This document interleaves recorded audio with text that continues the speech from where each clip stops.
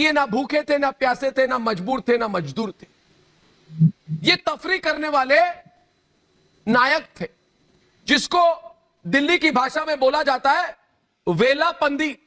वेलापंदी यानी कि तफरी करने के लिए, जैसे लोग मेले पे जाते हैं ना घूमने, मौज करने, ये वेलापंती कर रहे थे, मौज कर रहे थे, मजे कर रहे थे। ये कोई मजबूर नहीं थे।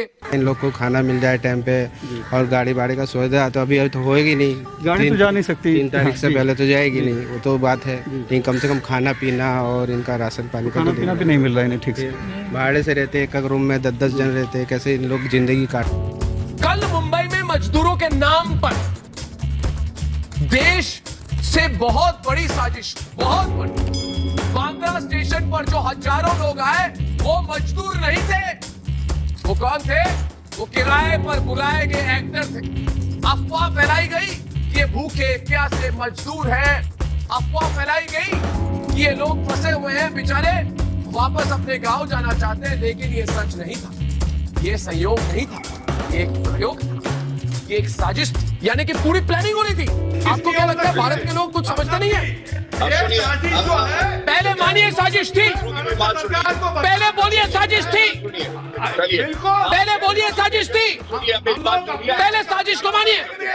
बांद्रा पश्चिम रेलवे स्टेशन पर आज अचानक से लगभग 1,500 के करीब मजदूर जमा हो गए और उन्होंने मांग कर दी, जीत पकड़ ली कि उन्हें उनके गांव जाने दिया जाए। हालांकि लॉकडाउन में ऐसा हो नहीं सकता था, इसलिए सभी को पहले समझाया गया, नहीं माने तो लाठीचार्ज करके उन्हें वहां से खदेड़ दिया गया। सवाल है कि अचानक से इतने बड़ी संख्या में मजदूर आ कैसे गए, क्यों आए और क्या उनकी परेशानी थी। क्या नाम है आपका? अनवर, बताओ कि आप लोग इतनी बड़ी संख्या में कैसे आ गए और क्यों आए? सब हम लोग अपने सावधान के लिए आए हैं। यहाँ हम लोग चाहते हैं कि खाने का व्यवस्था करें या हम लोग को भेज दिया जाए। गांव भेज देगा तो हम लोग गाँव में ही मरेंगे। जहाँ वो 60 रुपये किलो कांदा मांगता है, 50 रुपये किलो बटाटा मांगता है, तो हम लोग क्या खाएंगे साहब? यहाँ खाने के लिए कुछ पैसा नहीं है। जो भी हाथ में पैसा था कमा के रखा था वो सब पूरा खा गया और अभी हम लोग को कोई मदद करने वाला कोई ही नहीं है। सरकार की तरफ से सिर्फ एक बार खाना आता है? जी, एक बार खाना आता है, वो भी थोड़ा सा खाना मिलता है, वो भी जेल में भी वैसा खाना नहीं मिलता। दोस्तों ये समझिए, ये पूरी अंतर्राष्ट्रीय साजिश है भारत के खिलाफ। ये भारत की छवि खराब करना चाहते हैं, कहकर कि भारत में ना पैसे हैं ना खाना है, सब मजदूर, सब पर बेरहमी हो रही है। ये सब झूठ है। क्या मजदूर के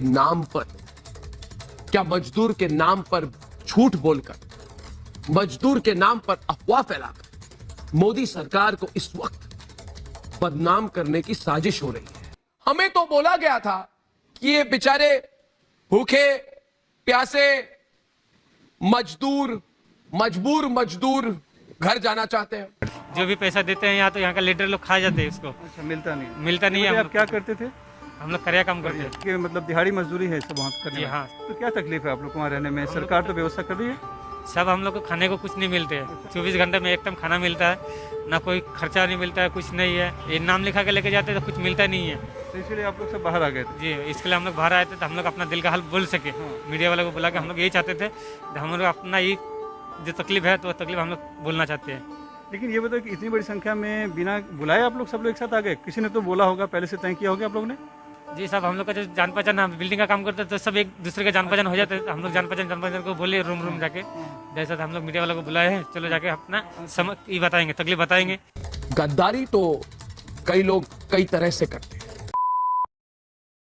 मुझे लगता है कि इस वक्त ऐसे भी लोग हैं जो खबरों से गद्दारी करते हैं। अब जैसे हमारे देश में इतने दलाल है जी, लेकिन उनको भी तो रोजी रोटी चाहिए, वो भी एक रोजगार का क्षेत्र है। कुछ लोग अपने फायदे के लिए बीमारी पर भी राजनीति कर रहे हैं। ये लोग देश के दुश्मन हैं। ऐसे लोगों से आज the nation wants to no.